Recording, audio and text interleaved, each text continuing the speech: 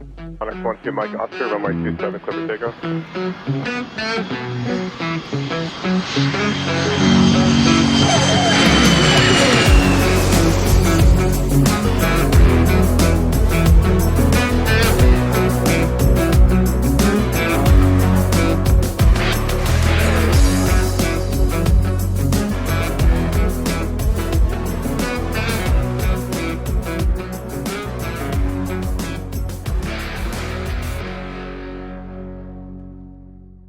Jeffrey J.J. Madison, welcome back to the Calm Cockpit. Woohoo! Yay! This is now season 2. You were on season 2, episode 2, and now this is a bonus episode to that. We keep bringing you back to the Calm Cockpit because you have so much to offer. For listeners who might be dropping in just to this episode, just cold, JJ is a Harvard-educated instructor, mentor, airline pilot, aviation advocate, and he's an author. What else does he do? But more than anything, why he's here today is because he is a pilot who has pulled off something extraordinary. You returned to the airlines after a 14-year hiatus, and you returned at the age of 60. I did. Wow.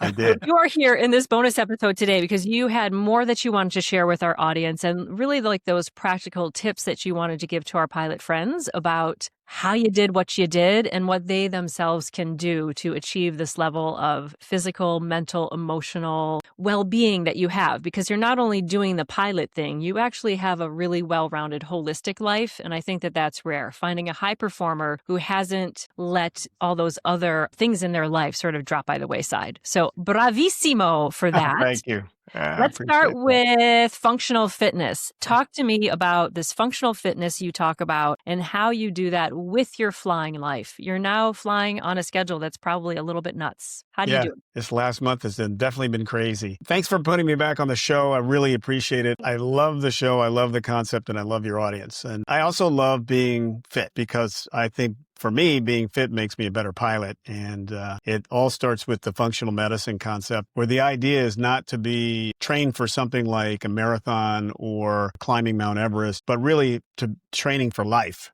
to be able to handle whatever life throws at me. And that's the concept behind functional fitness. And I remember one of the things that I used to do in my everyday life I would train 3 days on, and then I'd take a day off, and then train 3 days on, and then take a day off. Sometimes it's hard to do that when you're flying. And so what I found myself doing was trying to adhere to that schedule and getting a little thrown off. But then I heard an airline captain say, kind of in passing, and it was like a moment for me. He said, I don't take any days off. When I'm on the road, every day is a training day, because I don't know what my schedule is going to necessarily be. And so I treat every day I'm on the road as a training day. When I'm not flying, then I might take a day off, but I treat every day as a training day. And that really made it a huge difference and allowed me to kind of stay centered and stay on my fitness regimen. It's funny because I used to do that too. And in fact, when I was flying regularly and I was in a hotel, it was a great excuse for me to exercise. The trouble that I have is since switching to corporate and we don't fly quite as much, now it's like at home has been my breaks, but now I have arguably too many breaks. I say as a positive and a negative at the same time, but it's like now that I'm not staying in a hotel room all the time, I'm just not mentally in that place to exercise. And that's been a problem for me. My wife likes to say, it's a day that ends in day. Therefore, we're going to work out. So that's what I can offer. If it's a day that ends in day, it's a workout day. I have definitely had to let go of hardcore scheduling because before I got into aviation, not that I'm doing what you guys are doing, but even in GA and as a student pilot, I'm beholden to the weather so much of the time. So last week I had 5 things scheduled and none of them happened. It can really mess with your schedule. And before aviation, I had a very strict working out schedule because my life was predictable. I taught on certain days and now I'm like, I never know. And even my husband knows. He's like, maybe that happens. Maybe it doesn't happen. Maybe she's got the afternoon off. Maybe not. So I love your philosophy, JJ. It just takes the decision making out of it. It's no longer a negotiable. You've made the decision ahead of time. It's like putting out your workout clothes the night before. You put them on when you wake up in the morning, you know it's going to happen. And then you can probably, I'm guessing from there, you titrate your workouts according to your energy or what you need, because you can't just be all on all the time, hit the gym super hard or you'll burn out. So how do you handle the intensity and the need for rest days? And how do you calibrate your workouts then? You made a great point and also offered a great question. question. And I'm going to offer hopefully some other advice that might be applicable to John. If it's a day that ends in day, doesn't work. Yeah, I do base it on energy, but I also try and remember what my trainer has me do on particular times of the week so that I at least try and conform to that. Every Hilton hotel now has a Peloton. Whatever Hilton family hotel exists, they all now have Peloton. So I used to just jump on a Peloton for 30 minutes. But then Dr. Vonda Wright came into my wife's algorithm and we watched a video. And Dr. Vonda Wright, she's more female focused for middle age, and it's applicable for all genders from middle age on, and even if you're younger. And the idea is to lift weights. If you only have 30 minutes or you only have 15 minutes, don't do cardio. Go lift some weights. And don't go lift some, as she calls them, pink weights, like the light 5 or 8 pounds. Go out there and lift 20, 25, 30-pound weights, whether you're doing presses, curls, or whether you're doing squats, like dumbbell squats, because muscle is the catalyst for energy. The more muscle a person has, the higher your metabolism, the more energy you are, the healthier your immune system. And so that was another moment, right? So if I only have 15 minutes, and maybe, John, this will be helpful. And if you have weights or anything at your house, just do some kind of weight workout just to get my muscles going. Because I can do the cardio, honestly, I can do that by walking quickly but elegantly through the airport, because in a pilot's uniform, you never want to look like you're rushing. That sends a bad signal to the passengers. In fact, it's in our FOM. It says, "Thou shalt not run" in pilot uniform. But I can walk quickly, and look like that's just how my walk, and get some cardio that way. Bottom line, if I only have 15 minutes, then I'm on weights. I love it. Weight training is everything, right? Especially as we get older, I've had to lift weights just to maintain my weight, not even my muscle mass, not even to necessarily gain strength. It's also great for bone health, all of the other measures that you mentioned. So talk to me about that, the airline pilot body. I think you got some things to say there. Right. So the goal is to avoid the airline pilot body. Oh boy. Because the airline pilot body is big gut, no butt, skinny arms and legs. Okay. That's the traditional airline pilot body, and we want to avoid that. The new airline pilot body it's the stereotype of looking trim and fit in the uniform. So I'm hoping that everybody has that stereotype, and that, more and more airline pilots will get on board with that. We were talking with Lachey from Mile High Health Club, and we were talking to her about just how hard it is unless you literally, and I know you kind of do this, unless you literally pack your own food. It's tough because there's not a lot of time to go find things to eat. And then even when you're not working, if you're in a hotel, you don't have the ability to go out and find things away from the hotel unless you're going to Uber or order out or something like that. So you're kind of bound within what you can walk to. And those options are Pizza Hut, McDonald's. Like that's a tough thing. And so Lachey actually was talking to us about how she had created a guide for a lot of the major airports to say, here are the restaurants that can offer you a healthy meal, and here's what you can order based on what kind of nutritional diet you're trying to get to. So that actually really does help. And hopefully some of the airline pilots, if you're listening, you've checked that out and maybe use that as a way to kind of help prepare what to eat when you come into the terminal based on where you're actually going to be located gate-wise. So it's an option. That is so cool. You mentioned that before, and I forgot to pick it up, so I got to get that guide. I 1000% endorse that. But I also have a couple of hacks if you're minus the guide or you can't get there, right? A great example is at Charlotte. If I got to go from the B gates to the E gates and I got to go fast, usually there's like some kind of burger shack that has grass-fed, grass-finished beef, and the line is 1,000 people long. So I can't get to that in time because I have 15 minutes to order, eat, and then get to the gate. But next to it is a Popeyes, and there's like 3 people in line. It's great. So I'll order the Popeyes with the coleslaw as the side, and then I'll just eat the chicken without the skin. With the coleslaw, that's my green. And that's the biggest thing that people have trouble getting are good greens. So I'm not saying coleslaw from Popeyes is a good green, but it's green. So it's a start. Another hack at the airport or at the hotels, almost every hotel now has buffalo chicken wings, right? With buffalo sauce or barbecue sauce or something like that. So I'll order the chicken wings with dry with the sauce on the side in case I want to do a little tiny dip, but I'll just order them dry and they're flavorful without being slathered in all of the barbecue sauce and stuff like that. So I'll do that and then I'll order a salad on the side with that. My goal is to avoid the starches. I won't eat the croutons if there's anything associated with that. So that's the hack that I have is that I'll order the buffalo chicken wings dry without the sauce. They're just as tasty. And then I'll order Popeyes if I got to go to Popeyes, I just eat it without the skin. That saves you a lot of that artery clogging and just extra calories that just, especially after middle age, just goes right to the belly and the gut. Saves you all of that. And you still get the yummy yum. Oh, those are great hacks. I recently have been doing a thing too of just changing my mind. And like I hear you saying it, the food is still as tasty because I think that's a mental thing. Be like, well, if I go to Popeyes, of course I'm going to eat the skin. But if you decide ahead of time, the chicken is delicious. But if you decide ahead of time, it's going to be delicious. It's going to be good. I've even gotten myself to eat salads sometimes without the dressing, which seems crazy. But I'm like, at certain times, if I'm trying to lean out, I cannot afford 300 calories of dressing. I would much rather have some chocolate later. There you go. But it's a matter of mental adjustment, right? That's right. That's right. When I first met my wife, she would have dressing and I'd go, no, I'll take my salad naked, please. Yes. So that's what I call a naked salad. But you're not kidding about all those calories. And there's a hack or a meme that's the condiments are the killers. Right? Mm-hmm. That's what really gets people because of all of the hidden sugars and additives that go into somebody's meal. Mustard is wonderful. Mustard is mustard seed and like two other things like vinegar and water. So I'll have mustard every day, all day, because if you look at the ingredients of mustard, it's like three ingredients. Mm-hmm. It's like vinegar, mustard seed, and maybe a sprinkling of salt. Yeah. Ron, our mission is going to be to have you eat a naked salad by the end of season 2 and enjoy it. Right.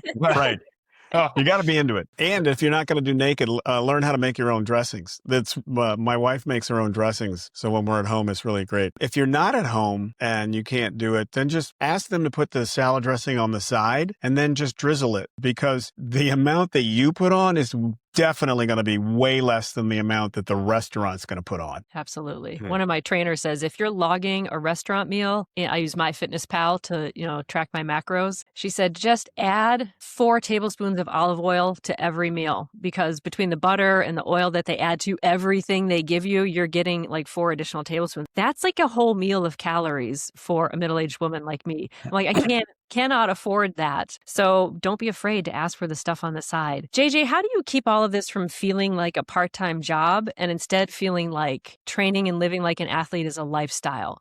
Is it a mental shift? Yeah. A lot of people go, oh, it's too much work. It's too hard. It's just it's too overwhelming. How do you do it? So, yeah, that's a great question. So it's either Dr. Von der Wright or it's Dr. Peter Attia. One of them said this, train like advanced age is a sport, train like an athlete. So that's the mental shift that I made is that, the rest of my life is the sport that I'm playing and I want to be good at that. So can you tell me a little bit more about then how rest plays in? Because we're talking a lot about work, things to do.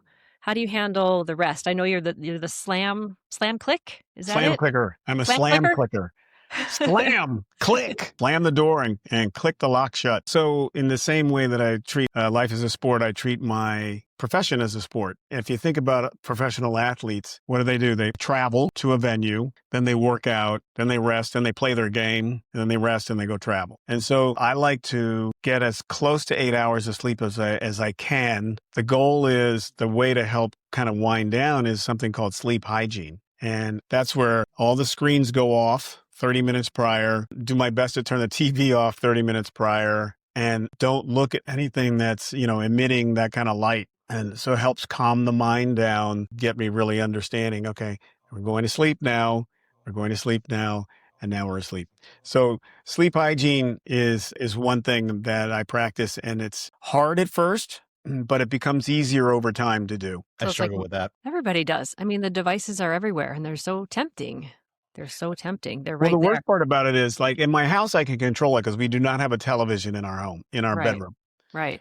And so there is no TV lying in bed getting tempted that way. But a hotel is by definition a room with a bed and a television. Everything in a hotel room is oriented around the television. If you look at the design of it, like you can't help but be looking at it. That's right. That's exactly right. That's Yeah. right. So, right. Even hotels where they have like a mini suite where there is a couch and maybe a settee and then a little table for you, the television is still over by across from the bed. Like while you're resting, you want to watch all this stuff, don't you? Right. Or in some cases, there's 2 TVs. That's right. That's right. That's right. There might even be one in the bathroom. They follow you everywhere. Oh my goodness. Right. At some resorts I've been to, they're in the mirror. It's like, seriously? Can we Yeah. please step away? Yeah, I think you're yeah. right, though. At first, it's really hard it's almost like we have to force ourselves to step away from it. But once you get into that addictive habit of having that quiet darkness 30 minutes before bedtime, for me, I started to crave it then. But Yeah. it takes a little time. It's rough at first Yeah. it's like a detox from Yeah. all the And electronics. I like what you said about it. You become addicted to it. I mean, screens are addictive.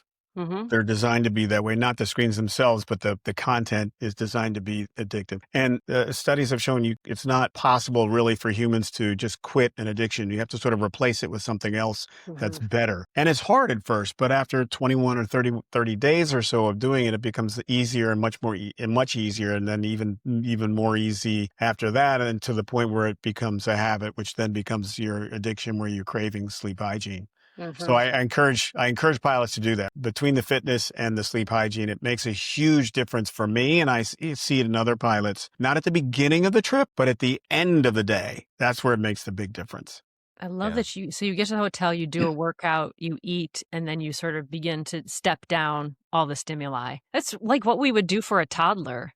We do. I always tell people, like, we treat kids and toddlers this way naturally, but then we treat ourselves so differently. But physiologically, we have the same need to down regulate after all that activity. Love it. I keep telling you that pilots are just big kids. That's right. That's right.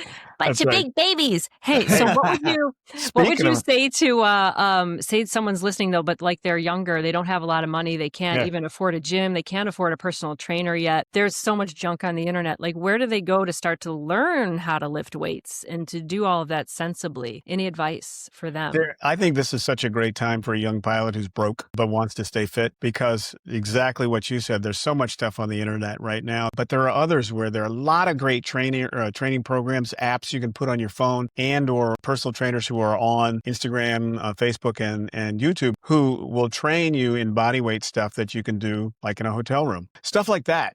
I like to use an app called Daily Burn.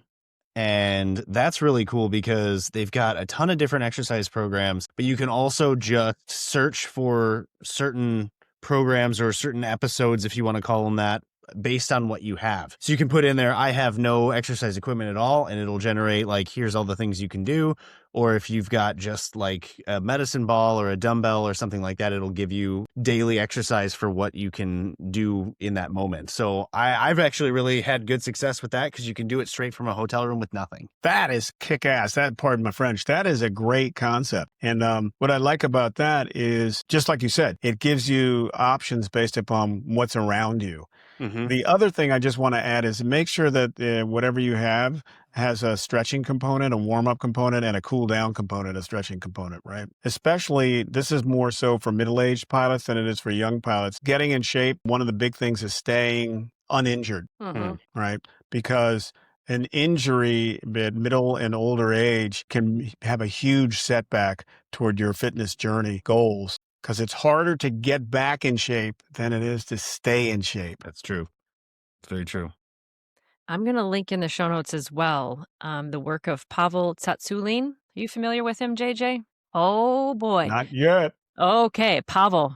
He's pretty much the person who brought kettlebells here to the U.S. He used to train the Russian military forces. He is an encyclopedia of all things training, but without even necessarily needing equipment. He has whole books that are just all about teaching you, just from the book, how to do proper push-ups, squats, lunges, just body weight. And you see the iron bodies that these guys have, but with flexibility and with the mental training, he's pretty much considered sort of like the godfather of some of the American fitness strong movement. It's called Strong First. I'll link it because they're great books, and my husband used a lot of them working with the youths in his classrooms, but teaching them how to do proper push-ups, chin up, where these kids don't have a lot. He worked with underserved youth, so they didn't have equipment. So he would teach them how to do stuff using these methods. One book and the discipline to use it, you can really have tremendous fitness outcomes. I think you're really sharing a lot of really practical, clear strategies for people. Really appreciate it. I thank you for saying that.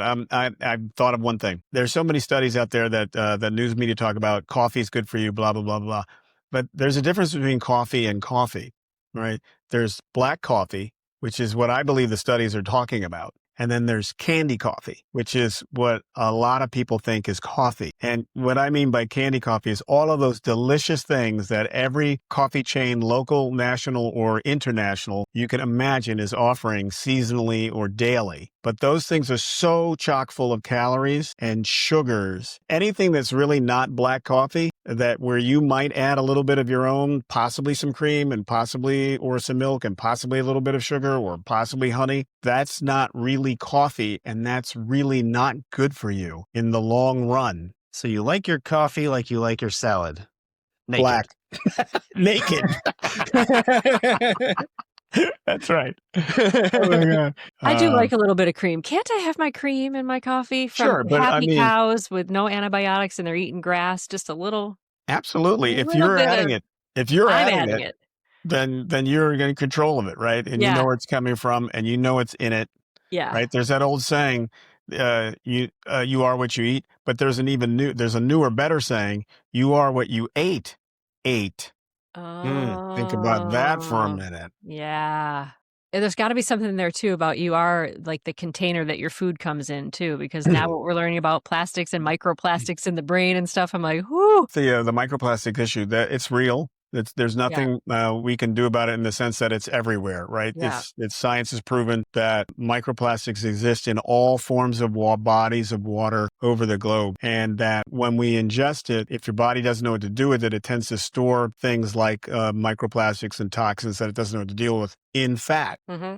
So the best way to overcome microplastics is to sweat, because the way your body excretes toxins is sweating. Yeah. And ideally, the hope is that it's also going to excrete microplastics the same way. So the best defense, aside from not drinking anything that's in a plastic bottle, good luck with that, is to sweat. Do you use a sauna ever, infrared sauna or other kinds? Oh, yes.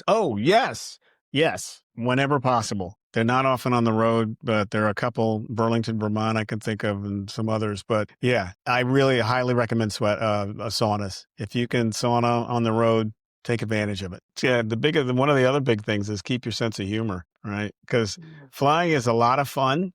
You see gorgeous things when you're aloft, but on the ground, flying is incredibly stressful in terms of some of the people you have to deal with. And I'm not like denigrating them. I'm just saying, bless their hearts. Passengers are doing the best they can. Gate agents, rampers, they're all doing the best they can, but everybody is suffering on some level from lack of sleep, some form of malnutrition, poor exercise, and stress. So yes. The goal is to maintain your dignity, sanity, and health. Develop a great sense of humor around it. That is really great advice. JJ, you are such a role model. I think you need to do more of this work. No, I'm serious. I think you need to do like more mentorship work for younger pilots. And I know you do, but just do more of it. This is all but you've really, walked the walk and talked the talk. Is that what they say? But it's not easy work that you're doing, but you do it with such a sense of joy and purpose. I think it's really refreshing and needed. I think really gives a nice guide map for perhaps a 20, 30, 40, 50, or maybe even 70-year-old out there who would like a piece of that JJ magic in their lives. Oh my gosh, treasure trove of information. Have we run the gamut? I think so. Thank you so much, JJ, for coming back on the bonus episode. You've given so much for pilots to think about, so much practical wisdom, and we always encourage people to drop us an email, calmcockpit@gmail.com. Especially if you have any comments for JJ, send them to us. We'll get them over to him. Questions, comments, concerns, send us that way. JJ, we can't thank you enough for coming on this bonus episode. Thank you for sharing your wisdom with us. It's my pleasure. I'm just so excited that you two exist to help pilots stay well and stay centered. Right. Thank you for your support. Thanks for listening, everybody. Boston Tower 1 departure is Airbus 321. Traffic holding crossing runway 33 left, 3 lane.